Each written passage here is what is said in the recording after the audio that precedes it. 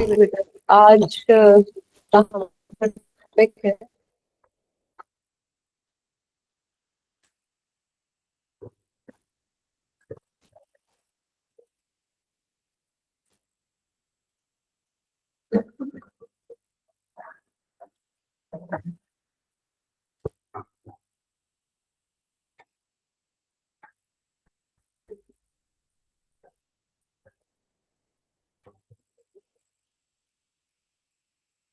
जून third plan.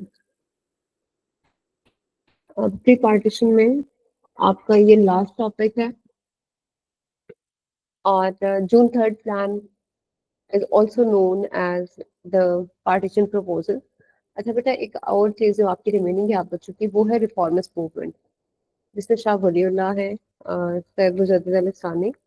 वो topics remaining है, कल हम वो कर देंगे और मंडे से हम पोस्ट पार्टीशन स्टार्ट कर देंगे, यानी कि अंडर प्रॉब्लम, तो उसके बाद सारे कॉन्स्टिट्यूशन वगैरह जो भी चीजें। अच्छा, जून थर्ड प्लान जो है, it is actually the partition proposal, जिसके अंडर ये डिसाइड किया गया कि किस तरह से पार्टीशन जो है वो की जाएगी। जून थर्ड प्लान को इसलिए इंट्रोड्यूस करवाया गया because after the failure of cabinet mission plan the Muslim started direct action day. 16 अगस्त 1946 को मुसलमानों ने डायरेक्ट एक्शन डे सेलिब्रेट किया, जिसके अकॉर्डिंग अब उन्होंने कहा कि अब हम डायरेक्टली ब्रिटिश गवर्नमेंट के अगेंस्ट स्टेप्स लेंगे, बिल्कुल उसी तरह जिस तरह हिंदू हमेशा नॉन कोऑपरेटिव मूवमेंट करते रहे हैं। Now we are not ready to cooperate with the British government. और अब अलग वतन हासिल करने के लिए सबसे ज्यादा जरूरी ये है कि हम ऐसे स्टेप्स लें, ऐसे मूव्स लें जिसकी वजह से हमारा अलग वतन वाला ख्वाब जो है वो पूरा हो सके। अब एक बात, थोड़ा सा कल के लेक्चर याद है बेटा? कैबिनेट मिशन प्लान हमने पढ़ा और हमने क्रिप्स प्रपोजल पढ़ा। अली रजा, कैबिनेट मिशन प्लान और क्रिप्स प्रपोजल में डिफरेंस क्या था?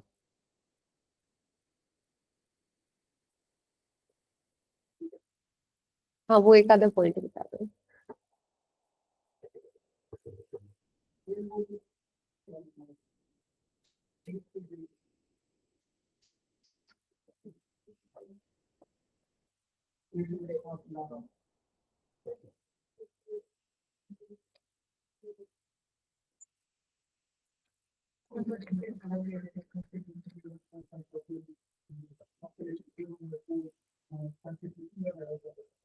थ्री टाइप्स ऑफ गवर्नमेंट आप कह सकते हैं वो रेगुलेट करेंगे। ठीक है,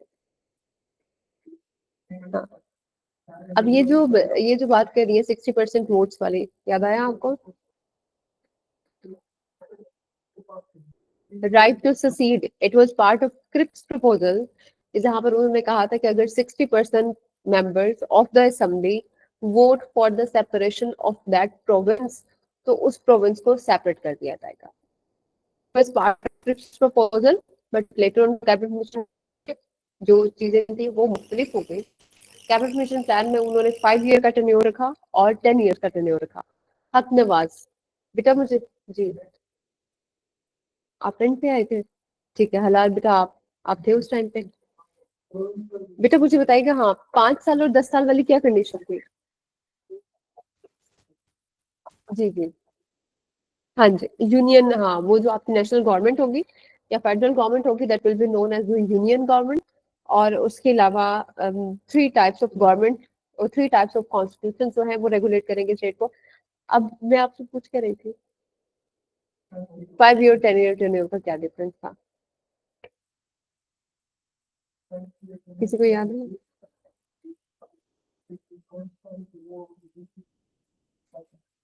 ग्रुप में चला जाए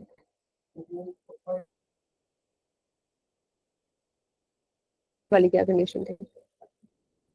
हाँ ठीक है, 10 ईयर्स के लैप्स के बाद प्रोविंस जो है वो सेपरेट हो सकता है अगर वो होना चाहे तो। ठीक है। अब जो माउंट बैटन आते हैं, lord Mountbatten, who was last viceroy और the governor general of subcontinent और यूनाइटेड इंडिया, मार्च 1947 में वो सब कॉन्टिनेंट आ जाते हैं। Though in the beginning he tried to make some arrangements with the political parties, various political parties living in subcontinent, Congress के साथ भी बात चली, ऑल इंडिया मुस्लिम लीग के साथ भी, यूनियनिस्ट पार्टी के साथ भी, कितनी भी पार्टीज उस वक्त थी, पॉलिटिकल पार्टीज जो मेजोरिटी में थी, उनके साथ बात की। लेकिन Mountbatten later on he was convinced कि यूनाइटेड इंडिया वाला जो फॉर्म है ये पूरा नहीं हो सकता। यहाँ पर अगेन आप वो बात भी वो कोट भी कर सकते हैं कि I was a staunch believer of united India, the greatest single legacy the British could leave to Indians for the united state. हम लोगों ने ये पढ़ी थी कोट इस टॉपिक में 2-3 दिन पहले लाहौर रेजोल्यूशन में। अच्छा जी, आप उसको भी कोट कर सकते हैं। जब माउंटबेटन को ये आइडिया हो जाता है कि अभी यूनाइटेड इंडिया वाला ख्वाब जो है वो पूरा नहीं हो सकता, तो अप्रैल में फर्स्ट प्रपोजल आ जाता है, partition proposal. First partition proposal जो है जिसको कांग्रेस रिजेक्ट कर देती है, Mountbatten was a very close ally of Nehru, they were really close friends.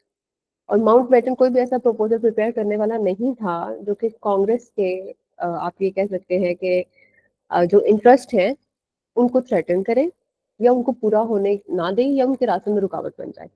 ठीक है, तो पहला प्रपोजल जो अप्रैल में आता है तो उसमें एक कंडीशन ये दी जाती है, बिल्कुल क्रिप्स प्रपोजल की तरह उसमें कहा जाता है कि कोई भी प्रोविंस अगर सेपरेट होना चाहता है तो वो वोटिंग करवा के सेपरेट हो सकता है। इस बुनियाद पे जो पहला पार्टीशन प्रपोजल था उसको कांग्रेस रिजेक्ट कर देती है कि आपने इसको मुस्लिम लीग को प्रपोज नहीं करना। ये तो बिल्कुल इस तरह से जैसे बाल्कनाइजेशन है। बाल्कन स्टेट्स थी बेटा वर्ल्ड वॉर 1 से पहले आपके ईस्टर्न यूरोप में। ठीक है, later on some of them became part of Russia, कुछ पे कब्जा कर लिया बाकी यूरोपियन कंट्रीज ने। तो बाल्कनाइजेशन एक टर्म इसलिए इस्तेमाल की जाती है कि जहाँ पर एक ही स्टेट को मल्टीपल स्मॉलर एंटिटीज में डिवाइड कर दिया जाता है, यानी छोटी छोटी बहुत सारी स्टेट्स बन जाती है। जैसे आपका सेंट्रल एशिया पूरा, आप ये देखेंगे जो central Asia it was previously part of Russia, USSR का पार्ट था या सोवियत यूनियन का पार्ट था। 1991 में वो भी सेपरेट हुआ है, तो सोवियत यूनियन की डिसइंटीग्रेशन के बाद 15 नई स्टेट्स बन गई, तो वो भी एक एग्जांपल है बाल्कनाइजेशन की। तो कांग्रेस कहते हैं कि अगर आप अपने पार्टी इस पार्टीशन प्रपोजल को किसी भी पॉलिटिकल पार्टी के सामने रखेंगे तो ये बिल्कुल इसी तरह है कि आप बाल्कनाइजेशन लेकर आ रहे हैं सब कॉन्टिनेंट पे, जहाँ पर सिर्फ एक नया मुल्क नहीं बनेगा, जहाँ पर बहुत सारे नए मुल्क बन जाएंगे कि आपने प्रोविंसेस को ये इख्तियार दे दिया कि वो खुद को पार्टीशन कर ले।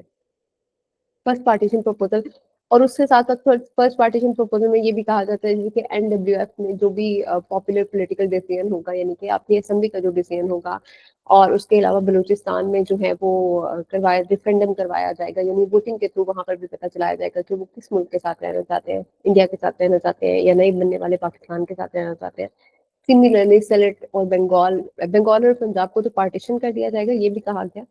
अब जब पहले प्रपोजल में एक कॉन्फ्लिक्टिंग इशू ये आ गया कि आपने हर प्रोविंस को राइट दे दिया है कि वो सेपरेट हो जाए, सेकंड ये आ गया कि पंजाब और बंगाल को डिवाइड नहीं होना चाहिए, क्योंकि पंजाब और बंगाल के जो लेफ्टिनेंट गवर्नर थे वो कहते थे कि it is a disasters plan कि अगर आप इन दोनों प्रोविंसेस को सेपरेट करते हैं, यानी ईस्ट बंगाल को वेस्ट बंगाल से करेंगे या यहाँ पे साउथ और नॉर्थ में पंजाब को सेपरेट कर देंगे, तो उस सूरत में वहां की आवाम कभी भी इस चीज को एक्सेप्ट नहीं करेगी, they are not ready for that. लेकिन लेटर ऑन हम लोगों ने देखा कि जो फाइनल प्रपोजल आता है, फर्स्ट प्रपोजल इसमें आता है अप्रैल में, सेकंड प्रपोजल जो है वो मई में आता है। लेटर ऑन उस प्रपोजल को ग्राउंड रियलिटी पे लेकर आया जाता है 2 जून 1947 को, और 3 जून में there was a radio announcement of the whole partition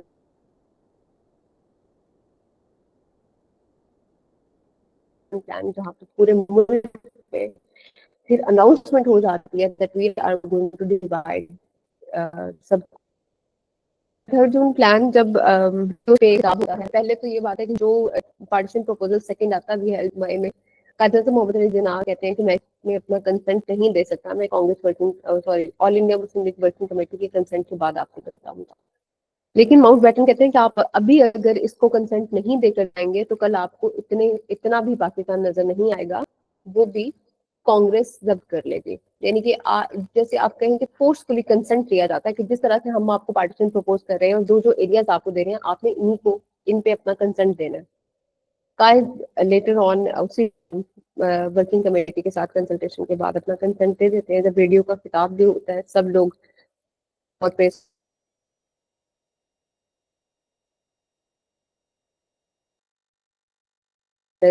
such successful plan के जहाँ पर पहली बार एक पीसफुल पार्टीशन हो रही है, दो स्टेट्स जो है वो नहीं बन रही है, मुस्लिम मेजोरिटी एरिया और मेजोरिटी एरिया। कांग्रेस भी किसी हद तक फेस करती है इस पार्टीशन प्लान को, but was not happy, Muslims were not happy. Bengal की पार्टीशन में मुसलमान जो है वो कुछ नहीं चाह रहे थे कि ईस्ट और वेस्ट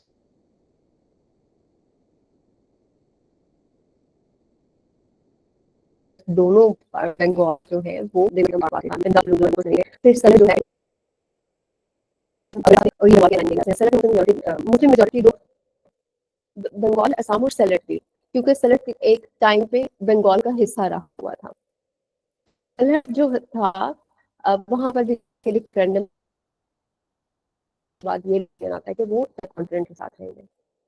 तो बहुत सारे ऐसे एरिया जहाँ पर मुसलमान माइनॉरिटी में थे, वहां से आवाजें उठ के आई कि आप हमारे लिए क्या सेटलमेंट कर रहे हैं, क्या Muslim we are not ready to live with the Hindu, तो हमारे लिए क्या पार्टीशन प्रपोजल है, या हमें किस तरह सेटल करेंगे आप। उसमें बहुत ज्यादा बातें होती हैं, बट लार्जली प्रेस किया जाता है पार्टीशन प्लान को। मुस्लिम लीग भी किसी हद तक इस चीज पे जो है वो सेटिस्फाइड हो जाती है कि at least majority of the Muslims are going to be free and to live in a separate Muslim state. बहुत ज्यादा क्रिटिसिज्म आता है खासतौर पे इंडियन प्रेस की तरफ से। हिंदू प्रेस को क्रिटिसाइज करती भी है, जो सॉरी इंग्लिश प्रेस होती है, जो ब्रिटिश न्यूज़पेपर्स होते हैं वो बहुत ज्यादा इसको क्रिटिसाइज करते हैं इस मूव को। लेकिन पाकिस्तान के लिए हम ये कह सकते हैं कि जो मुस्लिम अखबारात है,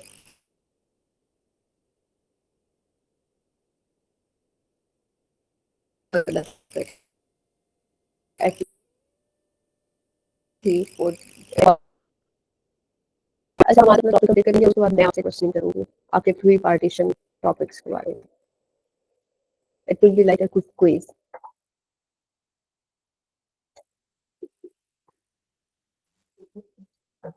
नहीं बेटा, कल लास्ट टेस्ट नहीं मैंने देख लिया किस किस ने बॉदर किया और किस किस ने दिया।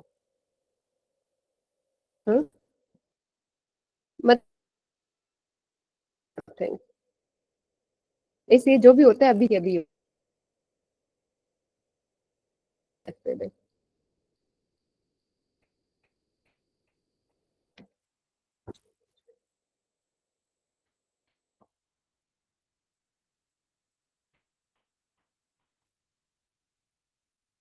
आप देखें 2 दिन पहले भी आपको टाइम दिया है, तो टेस्ट कंप्लीट किस किसका आया? मुनीर ने कुछ लिखा हुआ है और ये बच्चा टेस्ट कंप्लीट करके निकला है बस। ये इसका आलम है।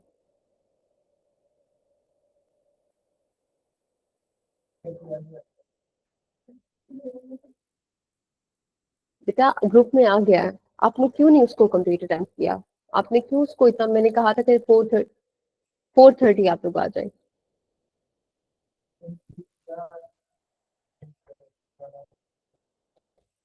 चलिए ठीक है, आप कल घर से ले आइएगा। बेटा अगर आप, हाँ ठीक है बेटा, मुझे अगर आप नहीं भी अटेम्प्ट करते तो मैंने आपको पहले भी कहा कि इसमें मेरा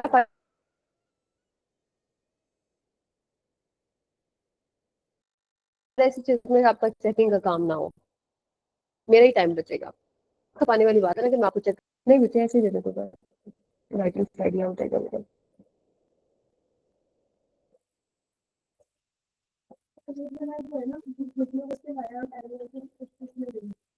ठीक है बेटा, वो सुबह करके ले आए।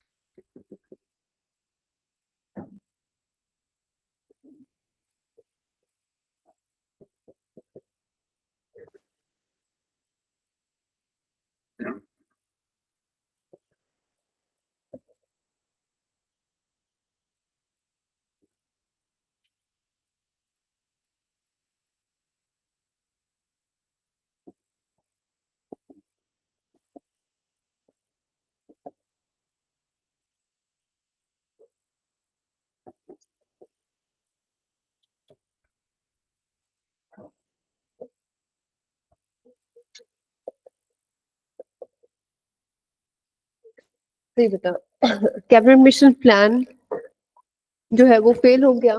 इंटरिम गवर्नमेंट फेल हो गई। कभी हम लोगों ने बात की थी कि इंटरिम गवर्नमेंट जब लियाकत अली खान जो है वो फाइनेंस मिनिस्ट्री को होल्ड करते हैं तो वो बहुत ज्यादा टैक्सेस इम्पोज कर देते हैं बड़े बिजनेसमैन और इंडस्ट्रीज पे, जिसकी वजह से कांग्रेस बहुत ज्यादा वाकला मचाती है और एंड पे इंटरिम गवर्नमेंट जो है वो खत्म हो जाती है without completing it's tenure and before the election took place. अब इंटरिम गवर्नमेंट भी फेल हो गई। कैबिनेट मिशन प्लान को भी असेंट नहीं दिया सब कॉन्टिनेंट की पॉलिटिकल पार्टीज ने। तो क्या होता है कि पॉलिटिकल डेडलॉक वैसे का वैसे है, डिफरेंसेस वैसे के वैसे हैं, जो सिचुएशन है पॉलिटिकल सिचुएशन सब कॉन्टिनेंट में उसी तरह से होती है। वर्ल्ड वॉर 2 के एंड होने पे जब लेबर पार्टी पावर में आती है तो दे वर वेरी मच क्लियर कि हम लोगों ने इंडियंस को जल्द से जल्द पावर ट्रांसफर करनी है ताकि हम वहां से अब निकले। बिल्कुल इस तरह आप इस सिचुएशन को रिलेट कर सकते हैं बेटा कि जैसे न्यू गवर्नमेंट आई अमेरिका में ट्रम्प का पिछला टेन्योर, और स्पेड वर्क हुआ कि जब अमेरिकन जो सोल्जर्स थे they evacuated the place and to move back to their mother state. कि एक वो टाइम आता है कि जब स्टेट्स और उनके रिसोर्सेज जो हैं वो थकने लग जाते हैं या वो कम हो जाते हैं किसी प्रोलॉन्ग इशू में। वो वॉर हो सकती है या जैसे यहाँ पे एक सिचुएशन थी though Britain was holding colonize multiple states, लेकिन वर्ल्ड वॉर 2 के एंड होने पे ब्रिटिश के बहुत सारे रिसोर्सेज जो हैं फाइनेंशियल रिसोर्सेज जो है वो बहुत हद तक कम हो चुके थे, जिसकी वजह से it was not possible for it now कि वो किसी दूसरी स्टेट में रह के उसको ऑपरेट करे या उसको होल्ड करे। और फिर हम लोगों ने ये देखा कि वर्ल्ड वॉर 2 के स्टार्ट होने के बाद यानी 1939 के बाद एक बहुत स्ट्रॉन्ग वेव चलती है पूरी दुनिया में डीकोलोनाइजेशन की, कि जहां पर हर खिते में हर कौम के लोग जो है वो उठ के खड़े हो जाते हैं उस कंट्री के अगेंस्ट जिसने उनको कॉलोनाइज किया होता है and they all started demanding for self rule. तो लेबर पार्टी को होता है कि हम लोगों ने अब तेजी से काम करना है कि जिसमें हम इंडियंस को। इसी चक्कर में मार्च 22 1947 में Lord Mountbatten the last viceroy of united India arrive करते हैं और वो आते हैं सब कॉन्टिनेंट में मीटिंग्स हेल्ड करते हैं विद वेरियस पॉलिटिकल पार्टीज। और उन मीटिंग्स का मकसद ये होता है कि कोई एक ऐसी सेटलमेंट जो है उसको फाइनलाइज कर दिया जाए या कोई ऐसा प्रपोजल फाइनलाइज कर दिया जाए जिसकी वजह से इंडिया में पीस की सूरत हाल हो ताकि हम यहाँ से अब जा सके। जब तक वहां पर पीस स्टैब्लिश नहीं होगा आप ये देखिए कि एक रिस्पॉन्सिबिलिटी भी होती है, एक मॉरल रिस्पॉन्सिबिलिटी भी होती है। अगर उस वक्त ब्रिटिशर्स इंडिया से भाग कर निकल जाते तो उस सूरत में क्या होना था कि जितनी भी माइनॉरिटीज कम्युनिटीज थी they would have to face the wrath of Hindu raj, जो हम लोग कांग्रेस मिनिस्ट्रीज में भी देख चुके थे। और ब्रिटिश ये नहीं चाहते थे कि हम इंडिया को किसी वॉर जोन में या वॉर लाइक सिचुएशन में छोड़कर जाएं। हम जब यहाँ से निकले तो हम इन लोगों के दरमियान सेटलमेंट करवा के निकले ताकि यहाँ के लोग आपस में एक दूसरे के साथ आप ये कह सकते हैं कि आसानी से रह सके कम से कम। बेटा एक मॉरल ऑब्लिगेशन भी तो होता है। आप ये देखें कि ब्रिटिश ने कितनी सेंचुरीज दुनिया को रूल किया है। आप अमेरिकन कॉलोनीज की बात करें, सबसे पहले उन्होंने उसको कॉलोनाइज किया था ना अमेरिका को। तो अब बेटा जो एक स्टेट्स की लेगेसी होती है, मुझे लगता है कि जिस तरह स्टेट वर्क हुआ है ना अफगानिस्तान से अमेरिका के जाने का, आप कभी ब्रिटिशर्स को देखें they are really royal in themselves. उनकी प्लानिंग भी अपनी होती थी, उन्होंने पूरी दुनिया को रूल किया है। They are not aggressive like American, they are diplomatic in themselves. और वो अमेरिका की तरह सडन रिएक्शन नहीं देते हैं, वो सोच समझ के रिएक्ट करेंगे। ब्रिटेन हमेशा से आपको बहुत फ्रेंडली और इस तरह के वहां के लोग होंगे, जबकि अमेरिकन जो हैं they are quite forward and aggressive in themselves. Britain वो है कि वो कहते थे ना कि बगैर फायदे के वो कहीं पे भी कदम नहीं रखेंगे। आप ये देखिए स्टेट्स की लेगेसी होती है। तो शायद इस वजह से ब्रिटेन इस तरह से गया कि एक सेटलमेंट जो है वो करवा के निकला वहां से उन कंट्रीज के दरमियान। या आप ये भी देखें कि जब जब भी ब्रिटेन ने कोई भी प्रपोजल भी दिया है, चाहे वो रिफॉर्म पैकेज भी आया है, उन्होंने कम्प्लीटली मुसलमानों को या माइनॉरिटीज को इग्नोर नहीं किया, चाहे कांग्रेस शोर मचाती रही है। हमारे सामने 1932 का कम्युनल अवार्ड है, बहुत बड़ी एग्जाम्पल है कि जहाँ पे ब्रिटेन चाहते, हालांकि उन्होंने पहले वॉइस रॉय को भेज के मीटिंग्स की है कांग्रेस के साथ कि कांग्रेस राजी हो जाए, फिर वो कह रहे हैं कि नहीं कम्युनल अवार्ड भी जो है वो हर सूरत इम्प्लीमेंट होगा। वो ये भी तो कर सकते थे कि वो सिर्फ हिंदुओं को हमेशा सूट करते, लेकिन उन्होंने सब लोगों को किसी हद तक उन्होंने सबके लिए फायदा देखा और सबके लिए सोचा ये एक ऐसी सेटलमेंट पे हमेशा रहे कि जिससे सारी कम्युनिटीज का फायदा हो सके, सिर्फ मेजोरिटी जो है वो वहां पे विन विन सिचुएशन में ना हो, मतलब बाकी कम्युनिटीज भी हो गए। बिल्कुल बेटा दिखाते हैं। जी बेटा, आप खिलाफत मूवमेंट के अलावा भी बेटा जनरल डायर को देखें, या आप 1857 के बाद वाला पीरियड देखें कि जहाँ पर मुसलमानों के लिए जीना दो भर हो गया था सब कॉन्टिनेंट में, पार्टीशन ऑफ बंगाल में देखते हैं। तो एक बार आपने एक अच्छा काम किया भी है, लेकिन लेटर ऑन आप पे प्रेशर इतना आ गया कि आपने उस चीज को रिवर्स कर दिया। हाँ, स्लेवरी की वजह से वहां पे कोई।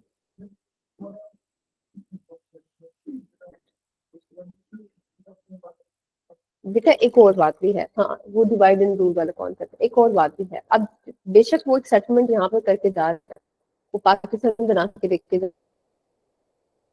रहे हैं कि हम एक म्यूटिलेटेड पाकिस्तान बना कर देंगे, एक लंगड़ाता हुआ पाकिस्तान, एक ऐसा पाकिस्तान जो ज्यादा दिन चलेगा, जो या तो दोबारा से हमारी कॉलोनी बन जाएगा या वो अमेरिका या किसी और कंट्री की तरफ मदद के लिए भागेगा। तो आपने परेशान नहीं होना, बना के तो हम उन्हें दे रहे हैं पेरेंट, लेकिन वो इतना स्ट्रांग नहीं होगा कि वो सर्वाइव कर सके।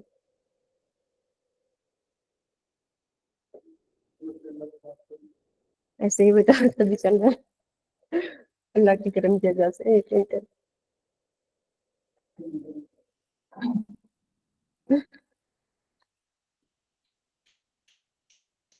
मैं तो कहती हूँ कि पाकिस्तान के नसीब अच्छे हैं, पाकिस्तान ने न्यूक्लियर एक्वायर कर लिया, ये भी ना होता तो अब तक तो हमारा अफगानिस्तान वाला हाल होता, या बल्कि पैलेस्टाइन वाला ही हो चुका होता। क्या बेटा, समझ गए हम।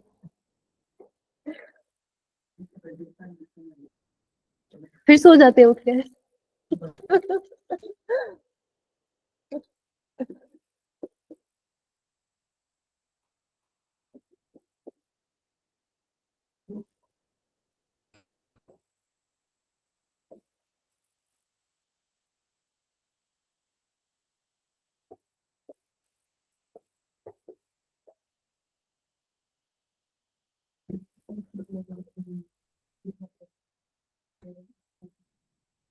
सॉरी बेटा मैं।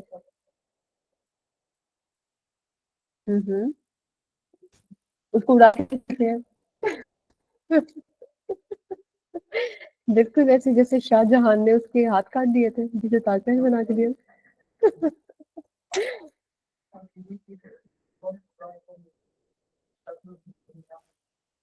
हम्म,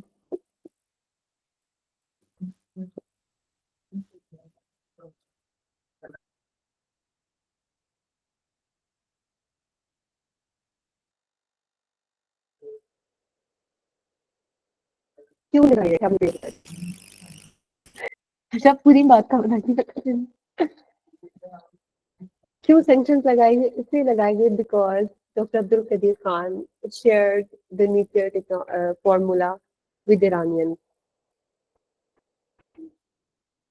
बेटा ये स्कूल ऑफ थॉट नहीं है, we have the facts and figures also. अगर आप WMDs को पूरा पढ़ेंगे तो आपको पता चल जाएगा कि 2003 में जो ईरान ने आंखें दिखाना शुरू की थी वो किस वजह से थी। फिर एक और बात बेटा, मुझे वैसे बड़ी ये बात लगती है, लेटर ऑन आप देखिएगा, खैर इंशाल्लाह, अल्लाह माफ करे, अस्तगफिरुल्लाह, तो मुझे लगता है मलाला यूसुफ भी पॉलिटिक्स का हिस्सा बनेंगे। डॉक्टर अब्दुल कदीर खान ने भी अपनी एक पॉलिटिकल पार्टी बना ली ना। Politics is a dirty game, और जो बंदे जिनको अल्लाह किसी मुकाम पे लेकर जाता है ना, उन्हें कभी पॉलिटिक्स का हिस्सा नहीं बनना चाहिए।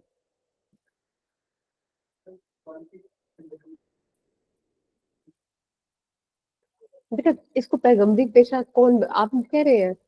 मतलब हम हदीस में तो हमने आज तक इसको पैगंबरी पेशा नहीं पढ़ा।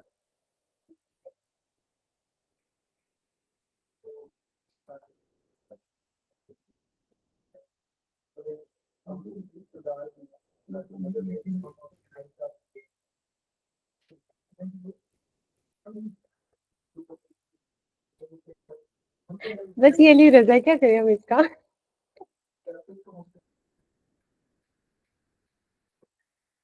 सही बात बेटा। जी। जी। हम्म।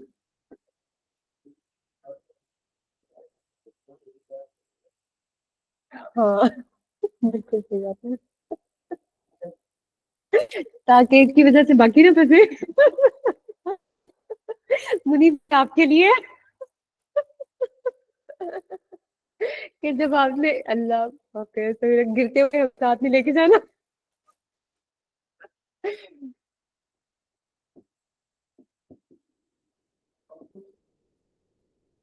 अच्छा अच्छा। हमें भी वैसे चिल्लाना चाहिए हर क्लास से पहले।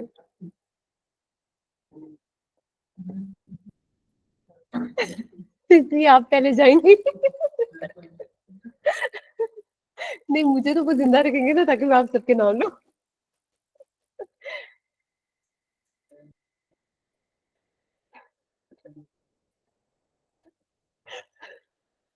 आप भी तो जुट के टाइम उठते हैं।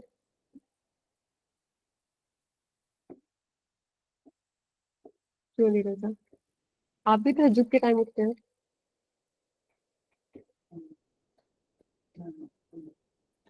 हम्म। सॉरी। अच्छा।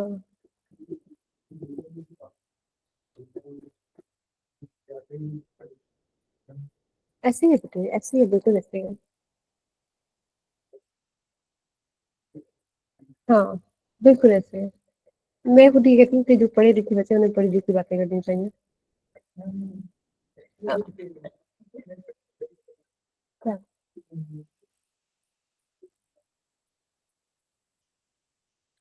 बेटा मैं थोड़ी बताऊंगी, आप सही कह रहे हैं, वैसे आप सही कह रहे हैं और वो भी सही कह रहे होंगे, लेकिन मैं थोड़ी बताऊंगी मैंने चोरी की है।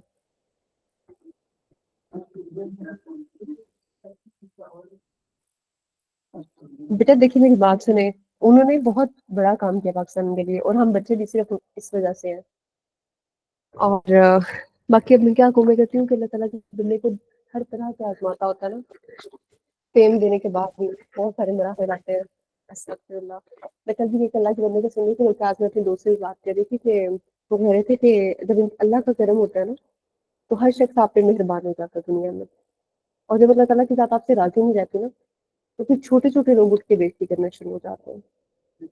तो बस ये अल्लाह के वक्त होते हैं सारे, कि जब आपको फेम भी मिल रहा है या जैसे अगर खुदा ना खास्ता कोई डिसरिस्पेक्ट वाली मूवमेंट में आई है, तो वो भी अल्लाह की तरफ से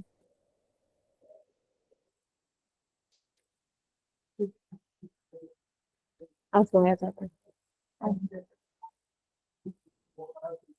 बेटा मुझे लगता है कि आपको आजमाया जाता है। आपको जॉब मिलेगी इंशाल्लाह, अल्लाह पाक आप सबको कामयाब करे। उसमें होते हुए कितना, कितने आप गॉड फेयरिंग होंगे, कितने अल्लाह से डरेंगे, कितना शुक्र अदा करेंगे, कितनी आसानी पैदा कर सकेंगे। और फिर आप में कितना तकब्बुर आएगा, आप कितने एरोगेंट हो जाएंगे, आप लोगों के साथ कितने रूड हो जाएंगे। दोनों पलड़े आपके पास होंगे, आपके हाथ में होंगे, लेकिन उसके बावजूद अल्लाह की तरफ से कुछ आजमाइशें लिखी होती हैं तो इंसान वैसे ही हो जाता है। और बेटा ये आजमाइश नहीं होती, इज्जत के बाद बड़ी आजमाइश आती है बंदे को। आप सीरियसली कितने लोग होंगे आपकी नजरों के सामने जिनको आप देखते हैं और आप आइडियलाइज करते हैं। You have no idea about their personal life. और फिर कईयों के अल्लाह माफ करे, समय ऐसा टाइम भी आता है कि कुछ टाइम के लिए वो किसी को मुंह दिखाने के काबिल नहीं होते। अल्लाह के वक्त होते हैं जब अल्लाह इज्जत रखते तो बस बंदा थोड़ा आजीजी है। ये बस है एक बात, याद रखिए।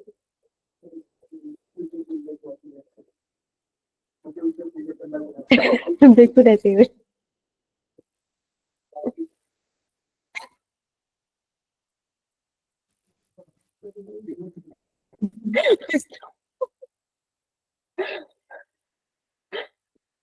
हलार आपको काफलिक का पता है?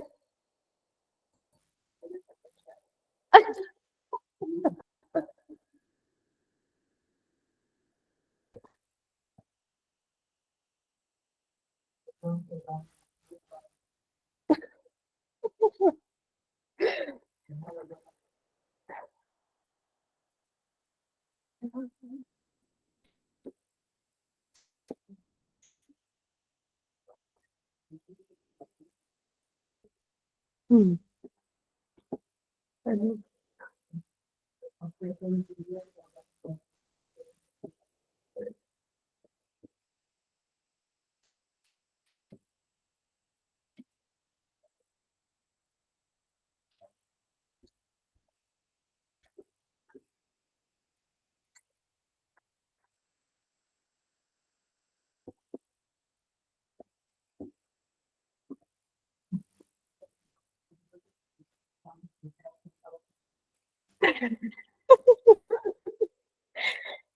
नहीं, जिस दिन अली रजा काफिले की तरफ से खड़ा हो गया ना, फिर मैं इसको वोट दे दूंगी।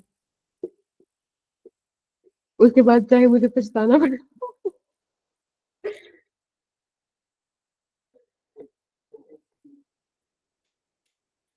कि आप कुछ नहीं करेंगे।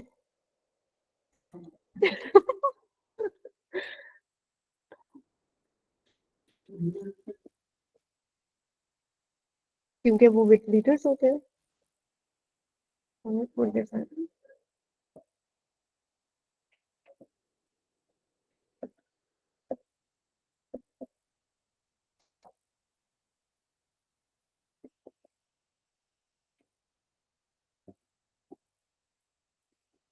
आप नया पाकिस्तान नहीं बनाएंगे।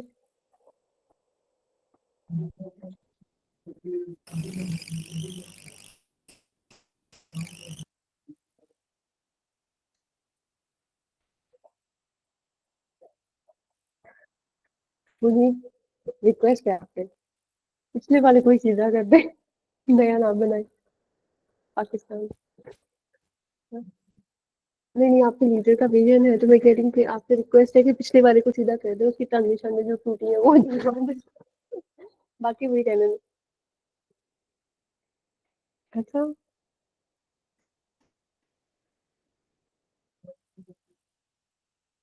तो आप किसके फॉलोअर है मुनीम?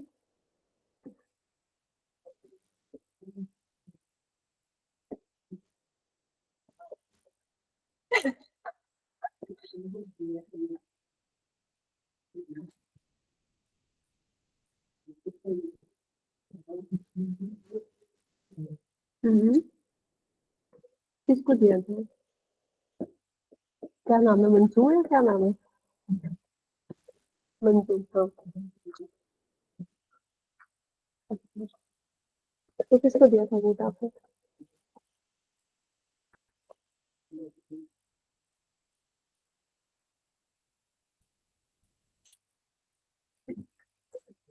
वैसे से रिमूव कर दूं मैं अगर आपने नोट कर लिया तो? फिर है जी बेटा, SYLHD।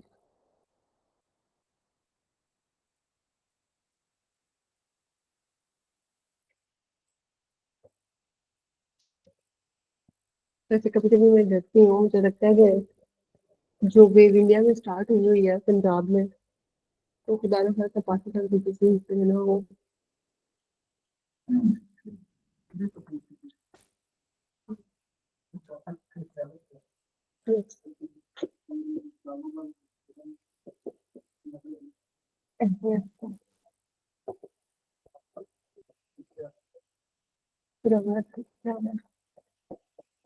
आप देखते हैं आए दिन अब कोई ना कोई मूवी रिलीज हो रही है वहां पे, पंजाब के सेपरेशन के लिए, या आपने क्या क्या उसको बोलते हैं, वो कौन सी मूवमेंट थी? खालिस्तान मूवमेंट।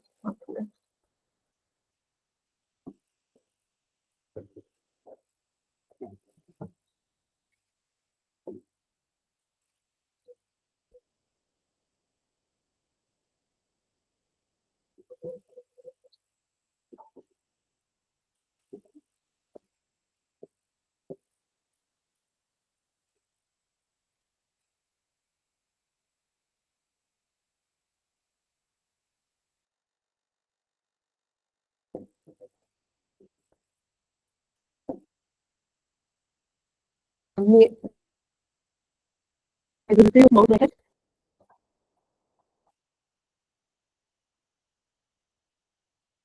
जी बेटा।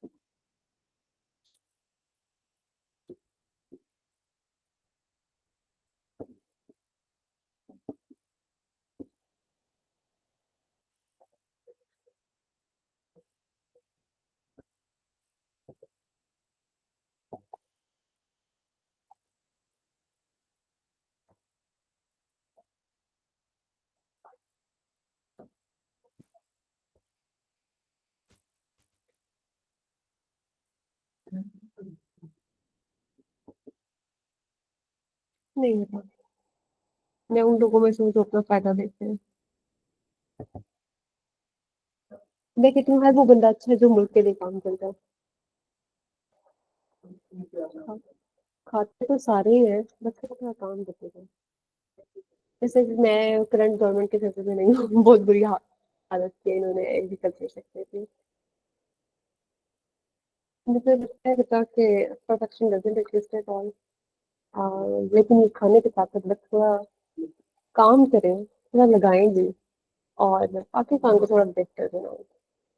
नहीं नहीं, हमें तो बेटा वो नहीं देना कुछ भी। आप क्या कह रहे हैं?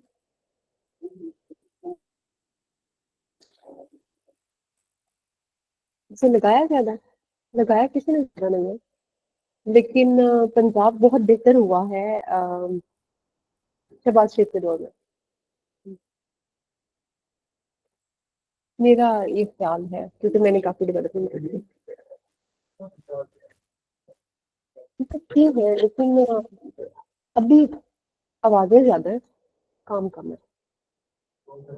अल्लाह करे कि काम भी बने। हाँ, प्रोग्राम से बेटा, बात ये है कि बात करना मुश्किल काम नहीं है। Announcement is not a thing. Ground reality पे आप क्या कर रहे हैं और किस हद तक लोगों को, आप ये देखना कि एग्रीकल्चर किसान के लिए क्या किया इन्होंने। इन्होंने बेड़ा गर्क कर दिया एग्रीकल्चर का। बेटा गंदम क्या, आजकल सब्जी का रेट इतना गिर गया। आज भी हमारे साथ में बात हुई, फिटनेस कह रही थी कि वो वैसे बता रही थी कि हमारे गाँव में एक आदमी था, तो उसके साथ थोड़ी सी उसकी जमीन होती थी, उससे वो काश्त की गोभी, और कल वो बेचारा अपने सर में मार मार के उसने अपना सर फाड़ लिया रेट के लिए। किसी को लेकर जाते हैं, आगे से पैसे नहीं मिल रहे, पैसे ट्रेन से आ जाते हैं। आप ये देखते ना, आप क्या कर रहे हैं?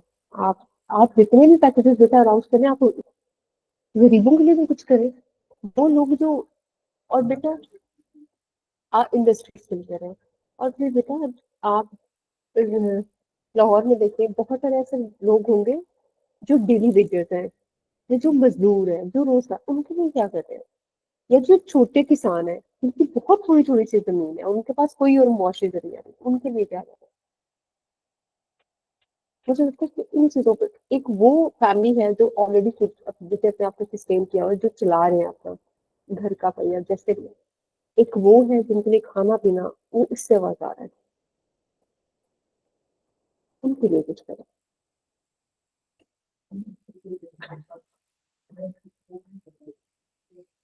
तो खान अच्छा था।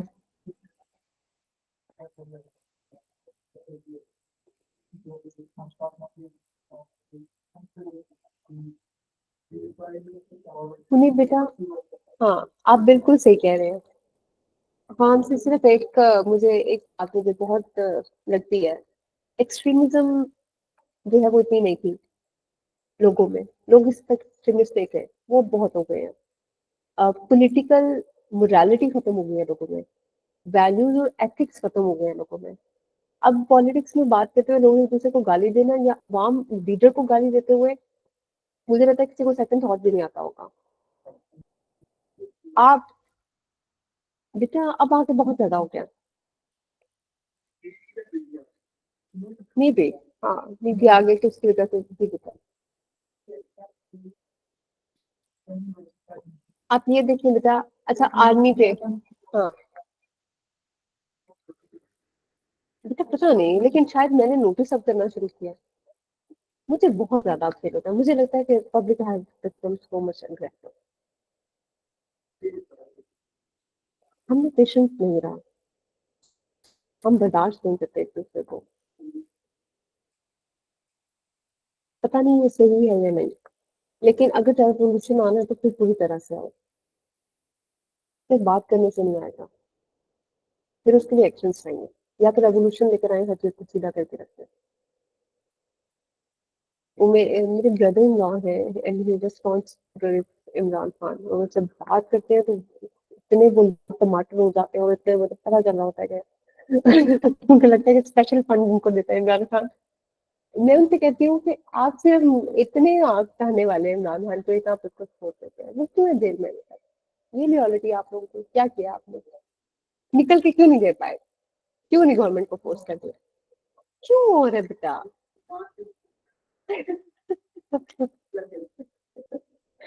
जी बोले मुनी मैं सुनी। ठीक है। बंद करूँ फिर बोलेंगे आप।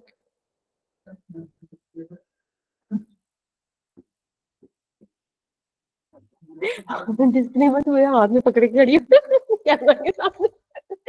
जो बोलेगा वो रिस्पॉन्सिबल होगा।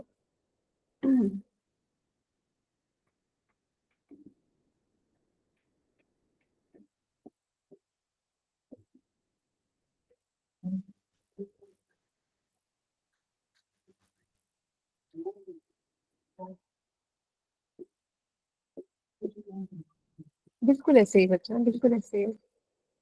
बस जैसे आपके जहन में सवाल आते हैं कुछ और चीजों को लेके मेरे जहन में सवाल आते हैं इस सब को लेके। वही बात है ना कि हमारा देखने का नजरिया मुख्तलिफ है। जिस बात पे आप बहुत इरिटेट होते हैं तो मैं आपको कहती हूँ कि नहीं सिचुएशन इतनी बुरी नहीं है ऐसा भी नहीं है। जी जी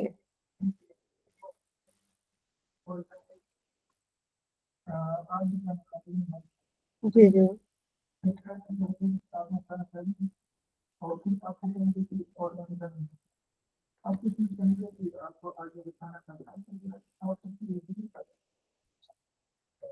हम्म। कहने का तरीका लहजा। ठीक है।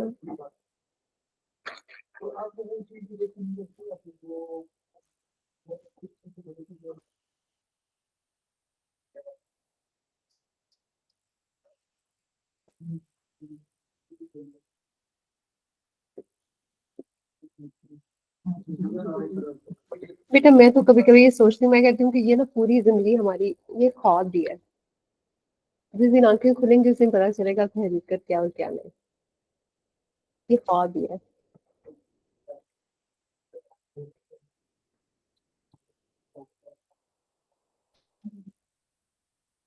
सीरियसली मतलब मुझे कभी कभी ये लगता है कि हम अगर अपने मतलब मजहब को भी लेते हैं जैसे वी हैव मल्टीपल सेक्ट्स। मैं कभी कभी सोचती हूँ कि यार कौन सही कौन गलत क्यों नहीं पता।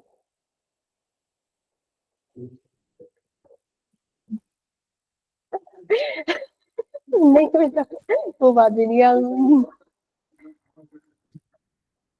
हाँ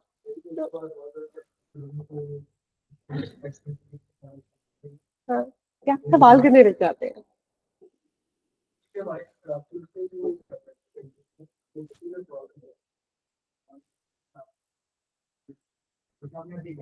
हम्म।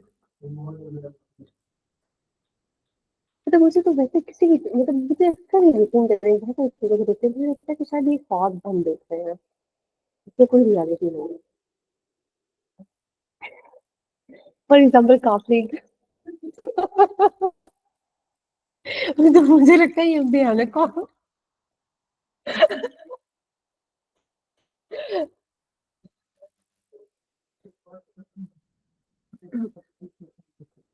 मुझे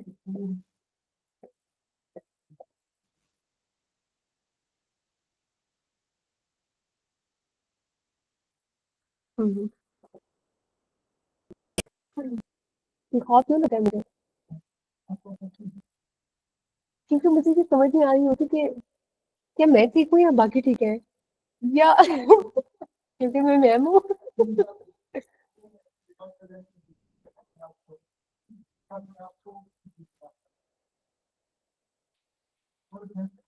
हाँ। अच्छा, अभी फिर उस बात पे आते हैं, मुझे थोड़ी देर पहले आप अब्दुल कदीर खान वाली दिख रहे थे।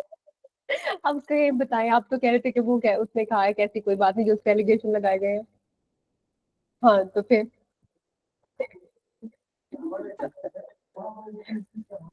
हम्म। अच्छा, किस फेवर, किस वजह से?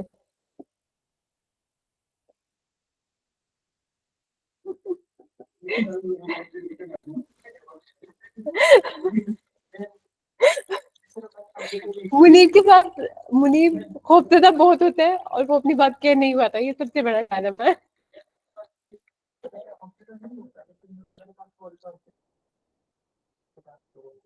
हम्म।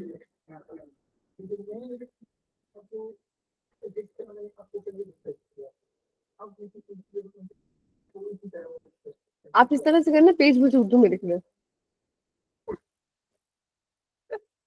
उर्दू में लिख दे ताकि मैं पढ़ सकूं, मुझे पता चले कि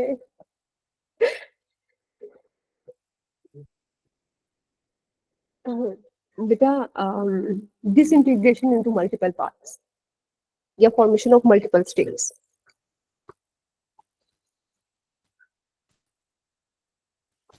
हंसे जा रहे हो मुंह नीचे करके, फिर मुझे बता भी दो ना।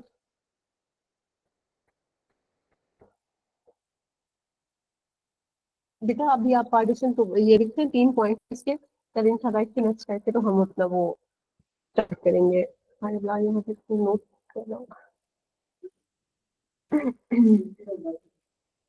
जी बेटा।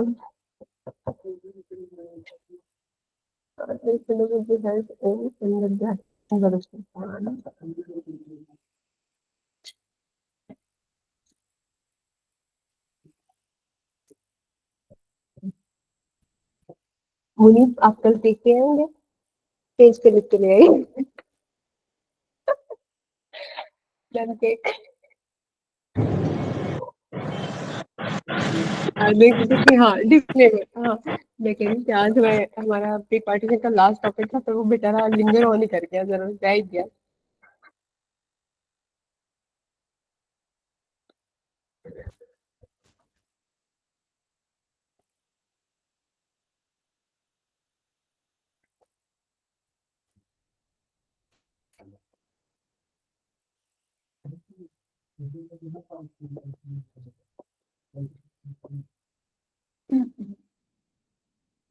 इसका कोई आइडिया नहीं होता, मतलब कभी कभार तो वो एक दो दे देता है, कभी वो एक देता है, और कभी कभार आप प्री पार्टीशन का ऐसे रेफरेंस यूज कर रहे हैं अपने क्वेश्चंस में। ठीक है।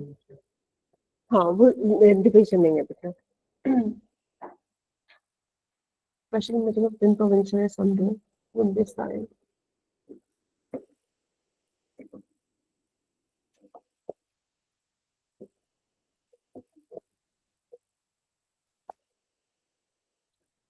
अभी कल आपको लिखवाऊंगी इस पे जो कमेंट्स थे सबके, गाइड के बाकी सबके, इस पे जो रिएक्शन आया, कल इंशाल्लाह यहाँ से स्टार्ट करेंगे और साथ हम रिफॉर्मिस्ट मूवमेंट कर देंगे।